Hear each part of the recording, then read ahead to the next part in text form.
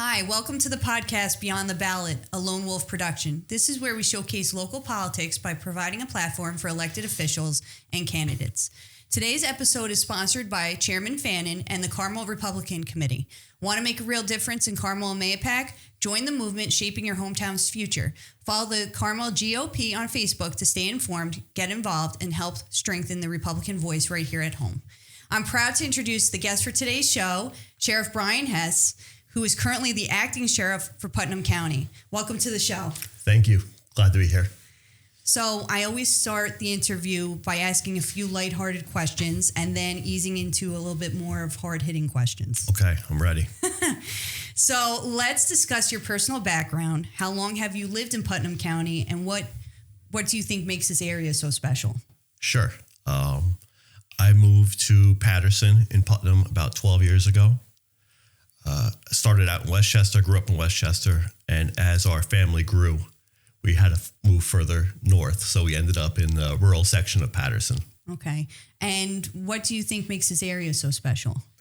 I like the family appeal, the Republican values. We always Republican. This area is substantially Republican compared to Westchester, where it had a little bit more of a liberal value set. So as our family grew, we liked the family atmosphere of Putnam. Gotcha. And you have 6 children. I do. So you run a very tight ship. My wife runs a very tight ship. So last question to break the ice. Sure. Is there anything about yourself that people might not know or may find interesting? I don't know if people will find it interesting, but I'm really into computers, into cars, stuff like that is what I'll do on my off time. Okay. All right, let's get down to business now. Ready. Right. Please tell us about your professional experience, specifically your career in law enforcement. Sure. I started in 1997. I got hired by the NYPD. I did 2 years in the 4-7 precinct, which I really enjoyed. But when I got called for Westchester, I knew it was the right move for me. I grew up in Westchester. I had a lot of friends in the Westchester County PD. So I took that transition and moved up here in 99 to Westchester. I did that until approximately a month ago. Wow. So I did 25 years in Westchester. Okay.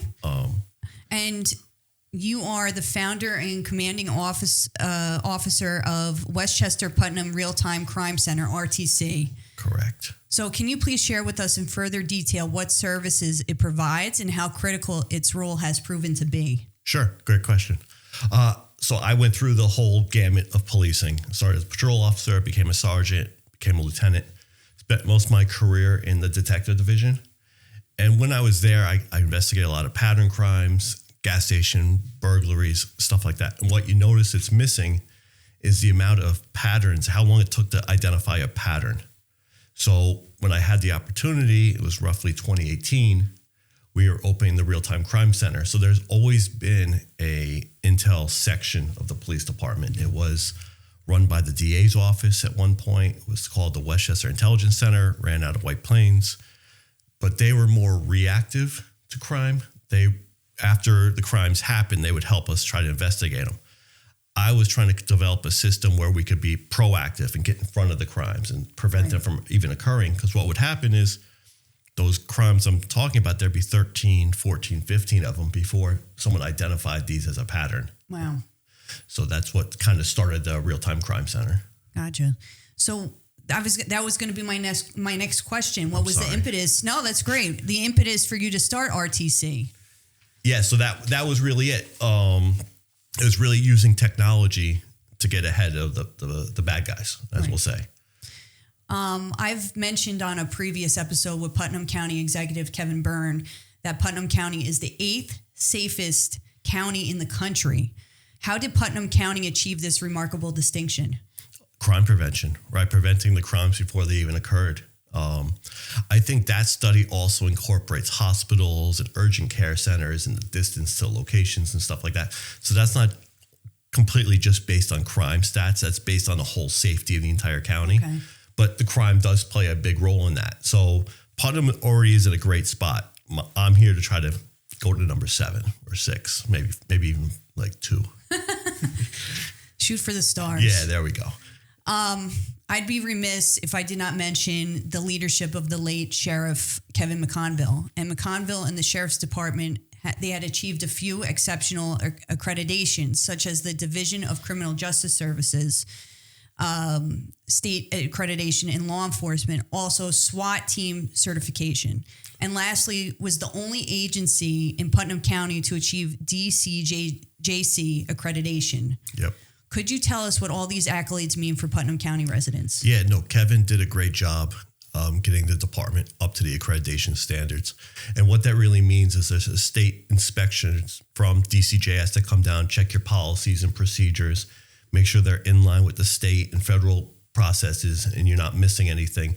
And they review all of those and make sure you're up to snuff, really. So it's not an easy process. I know it took them years of rewriting policies and making sure everything was up to par. Right. So your practice reflects what is actually in the policy. Correct. Okay. Correct. They want to make sure your policies are correct. And I know the same thing with the SRT team, the SWAT team, also went through that accreditation process to make sure you have all the proper standards, the proper training, the proper record keeping policies to have the state identify you as an accredited team, which it's a big deal. It's hard to achieve. It is hard to achieve, and it helps the county because it reduces liability.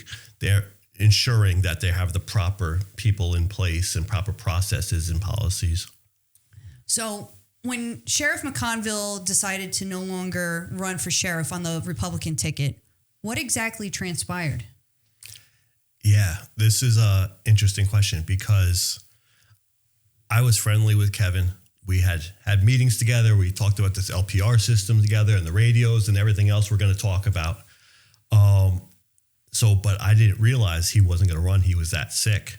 So I had gotten a call from his campaign manager saying, Kevin's asking if you will, take his spot as a Republican candidate for sheriff. I never even thought about being sheriff. This was not something even entered my mind. I was very happy down in Westchester. I had a great gig going. So at first I said no. I gave it a day. And then I thought, you know what, this is a great opportunity. I live in Putnam. I love Putnam. Maybe I could go serve the people of Putnam, and it'd also be an interesting career step for me since I'd never been at that level of management before.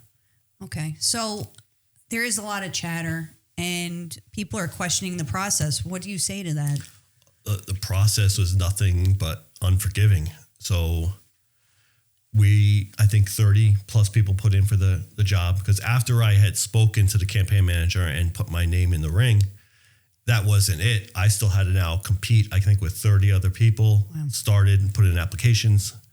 I believe they knocked that down to 10 or 11 that actually went through interviews. So I was one of those who went through the interview. And then we still waited 2 months. Kevin had passed, and now they had the ability of replacing him on the ballot, which was the biggest challenge to all this. So one of the scariest nights of my life, myself and 4 other candidates, I guess the top 5, we'll say, had to go in front of the entire Putnam GOP. Wow. And plead our case with a 10-minute speech. So and a big audience. Big audience. I want to say it was 200 plus that night. 10-minute speech, tell them why you should be sheriff. And then everyone voted that night. So that's very stressful. Very stressful. We won because I'm sitting here with you. Thank God. But yeah, no, it was definitely not a shoe-in. Hey, Brian Hess is going to be the Republican candidate. This was a lot of work coming and, a lot of stress and energy and a lot of support for me, which got me through. And what do you think qualifies a person to run to be a sheriff? I think you need to have leadership skills, management skills, law enforcement background and skills, because there have been sheriffs in the past that weren't even law enforcement. Really? Yeah. I didn't know that. Don Smith was a brigadier general in the Army, and he became the sheriff. I think he was sheriff here for like 8 or 12 years, a long time. And so that's why you don't have to have law enforcement experience. I think it does help. You enter the ground running, and I kind of understand the concepts. Policing's the same across the country. So it's the leadership concepts and management concepts that we bring from that law enforcement background to here. And it gets you just that much quicker. We can get moving forward. I know you gave us a quick synopsis of your career, but I would like for you to discuss some of the initiatives that you have spearheaded throughout your career. For instance, countywide license plate recognition programs. And I'm assuming from that name, it's like a database that law enforcement can use to help with investigations. Correct. So as we were talking about earlier with the investigative background, and we'll start with just Westchester County because that's where the biggest issues were. There were 13 separate LPR systems in Westchester County. And LPR, for license plate readers, for anyone who doesn't get that, 13 of them that didn't talk to each other, didn't share information. So if you had a crime that occurred and you wanted to look at the LPR systems, you had to check 13 separate systems that didn't talk.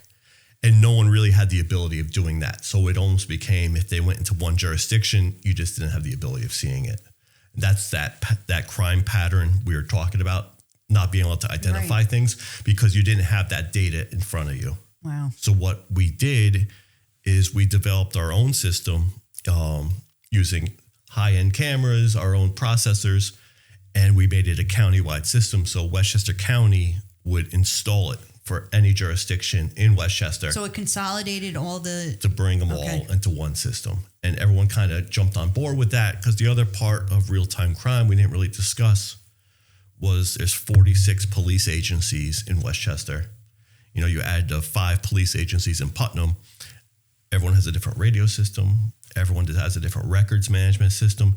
None of them talk to each other. So they're not standardized? No, not at all. Now, why is that? Do you know why? Just too much of a logistic problem? I think it comes down to different groups do different things depending what salesman they talk to or woman. Someone wants to go to Motorola or someone goes to SJS. There's probably 100 different choices. So to get everyone to key on one choice is very difficult. And you kind of need leadership to kind of point everyone in one direction and usually some financial incentives also. Right. That's a big undertaking. It's a big undertaking. So in Westchester, the way we did it was we had the people to install the cameras and the systems for the local jurisdictions. So that was our kind of give back. And so we reduced the price from, at that point in the beginning of this, was $75,000 for an LPR setup down to like $14,000. Wow. Yes, by us doing the labor, us buying the parts in a bigger contract. So we were able to really take those silos and make it into one. Wow. We have seen throughout the country the horrific crisis of fentanyl overdoses. In Putnam County, there's been a decline in reported overdose deaths. In 2022, there were approximately 24 overdose deaths. And in 2023, there were 14 overdose deaths. And in 2024, there were 2 overdose deaths. This leads me to the narcotics enforcement operations. Can you tell us more about this? Sure. Putnam County is very lucky. I know all the guys who work in the narcotics unit. They're great professionals. They're very good at their jobs. But I don't think we can give them all the credit. I think it becomes part of a social services. There's more information out there. People have knowledge now of the fentanyl and all the damage it can do. So I think you take that, the public information, the social service programs they have, and add in the narcotics enforcement on top of that. And I think that's why you see those large reductions.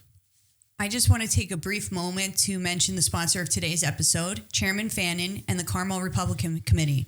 Want to make a real difference in Carmel and Mahopac? Join the movement shaping your hometown's future. Follow the Carmel GOP on Facebook to stay informed, get involved, and help strengthen the Republican voice right here at home. So that brings me to another question. Putnam County has collaborated with multiple rapid response teams that are tailored to specific emergency scenarios. This being another enterprise that you have led the charge with. Could you please provide some insight? Sure. So unlike New York City, which has a large, 30,000 plus man police department, all the departments here in Putnam and Westchester are, a lot smaller than that. So to combat or to put our resources together for emergency situations is super important. So those rapid response teams were all the agencies working together. So let's say election day, right? There was some worry about violence, political violence. So they notified and we made a rapid response team. So what that was Putnam County sent 2 officers, Yorktown sent 2 officers, and all these different departments all worked together under a unified command Okay. So in the future, if we ever need a larger scale police presence, we kind of have done it before. And certain officers are designated to be part of that response team. Correct. So each department will send 1, 2, up to 5 or 6, depending on the size of the department.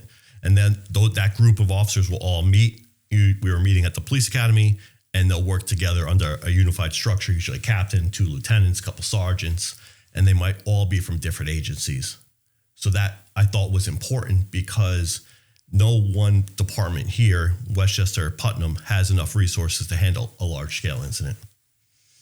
From 2017 to 2022, at least 3,336 people, yes, I know a very exact number, has died in police vehicle pursuits across the U.S. Many of these deaths were not the fleeing driver themselves, but rather the passenger in the fleeing vehicle, innocent occupants of other vehicles, or even pedestrians. This brings me to yet another initiative, pursuit and mitigation strategies. What are some of the tactics that you've used to reduce the risks for the public? Another very good question, because this is really two-pronged. So in the past, 2020, George Floyd police reform really changed the public perception of policing. And a lot of people now felt this anti-police movement. And we noticed police pursuits went from, I'm going to use Westchester County PD numbers because they're in my head, 14 a year to 127 the following year. That's insane. So people were just not stopping for the police. And some of these people are wanted for traffic violations. Usually it's a lot more. Usually it's warrants, it's suspended licenses, it's felonies, it's crimes they just left. But because of this, and the police, of course, don't know, is this person not stopping because of a speeding ticket, or are they not stopping because they're just involved in a kidnapping?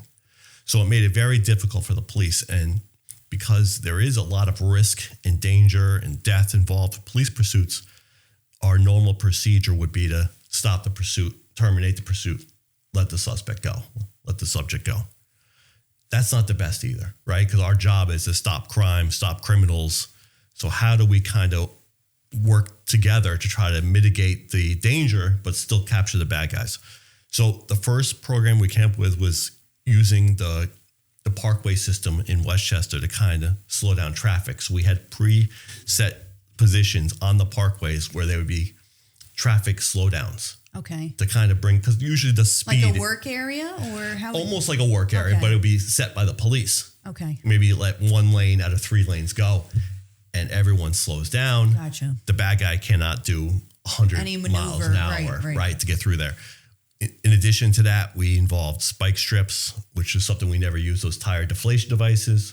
So that's a device we put onto the shoulder in these cases.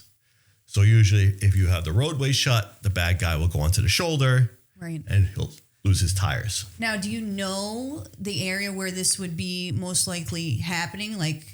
So we had set them up throughout the county. So we had different positions throughout the county. So if something happened in Yorktown, people had a pre-planned position where they would go if they needed to be there. Okay. And we also spread this at the Putnam, because Westchester and Putnam, and I probably should have said this earlier, Putnam was a partner in the Real-Time Crime Center since 2018. So we had the Putnam County Sheriffs right from the beginning, and then we have Carmel, Kent also joined in shortly thereafter. So we were really a Westchester Putnam from the beginning. Okay. So the reason I said the second part of this, which is interesting, is I'm applying now for use some monies to buy these grappler devices for the same reason. What's a grappler device? Grappler is even safer than I would say the spike strips. You'll see them on YouTube. You can see the videos. It's very interesting. It's actually a net that comes out of the front of the police car that ties into the back wheel of the car, Oh, wow. locking up the tire and bringing them slowly to a stop.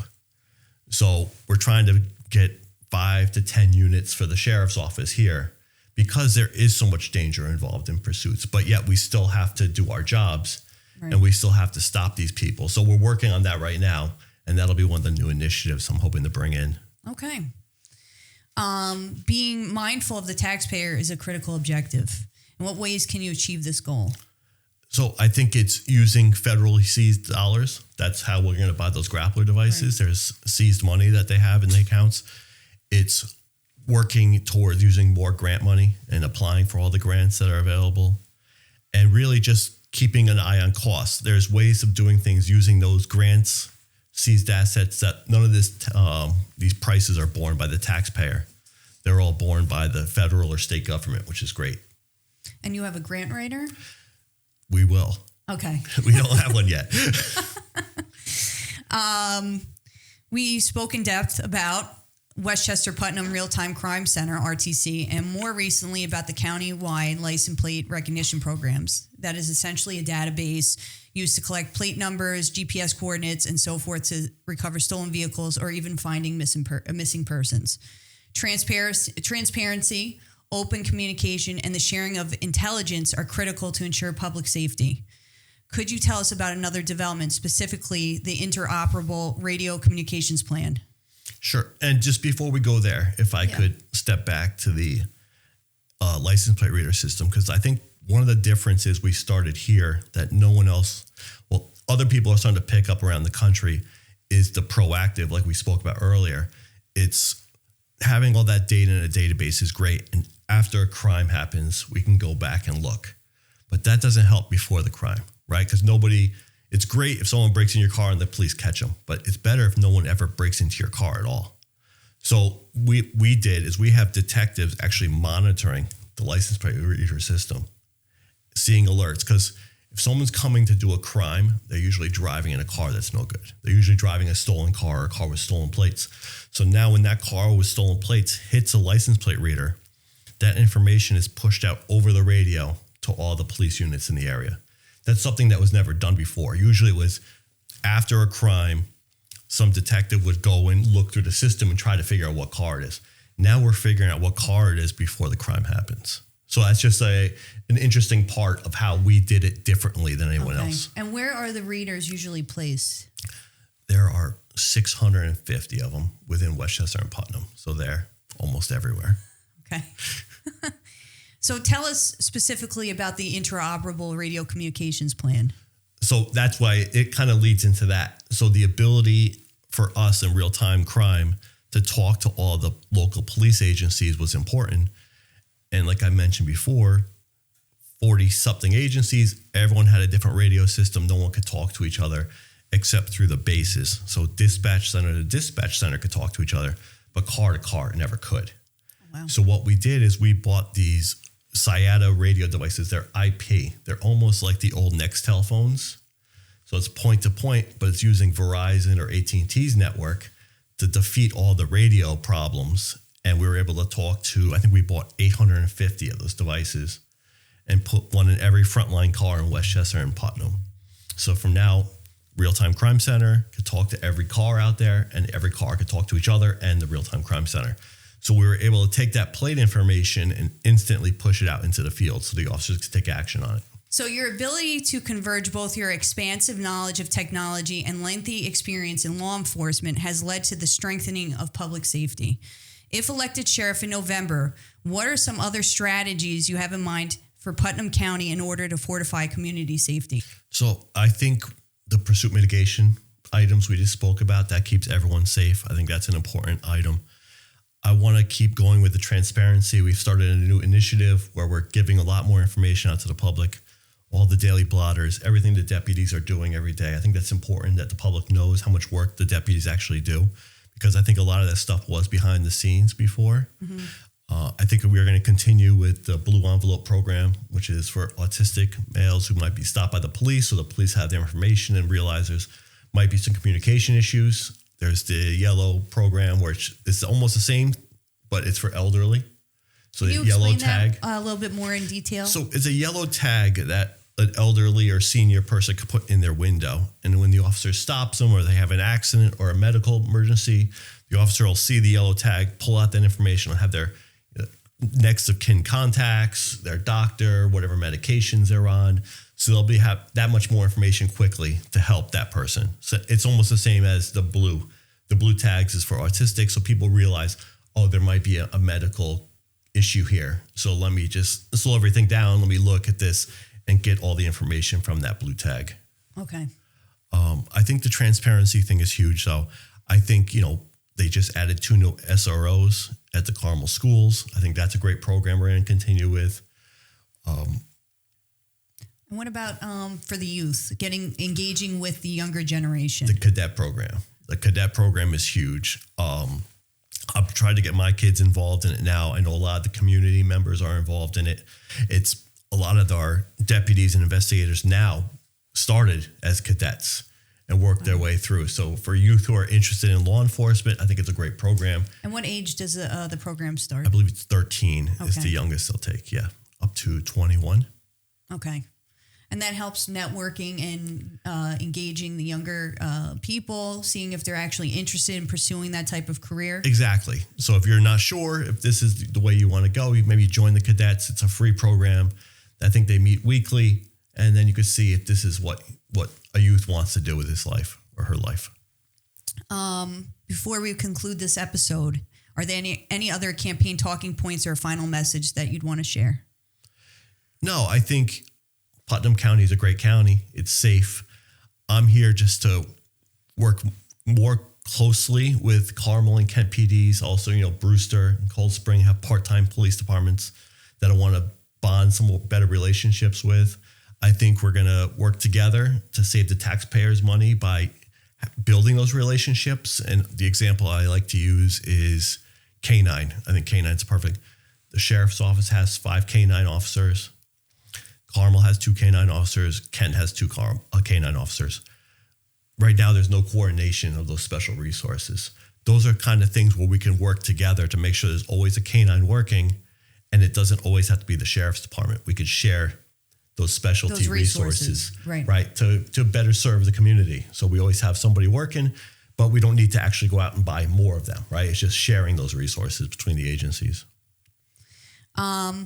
Is there a website, Facebook account, Instagram account that people can check out and learn more about you and your campaign? Yes, all of the above.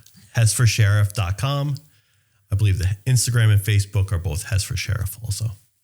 The general election is November 4th. Yes. Early voting starts October 25th. Yes. So there you have it, folks. Sheriff Brian Hess, the acting sheriff for Putnam County, a person of great integrity, a problem solver, and a person that has demonstrated immense commitment to serving the community. Thank you. Thank you very much for your time. It's been great having you on the show, and I wish you the best of luck in November. November. Great being here. Thank you. Thank you. Bye. If anyone, a business owner or individual, would be interested in sponsoring future episodes, please reach out to us. Also, if you live in Westchester or Putnam County and would like to come on the show as a guest to discuss any concerns or ideas, or even to promote an upcoming event, we'd love to have you. Thank you for watching the podcast Beyond the Ballot. Like, subscribe, and leave us your comments. Thank you.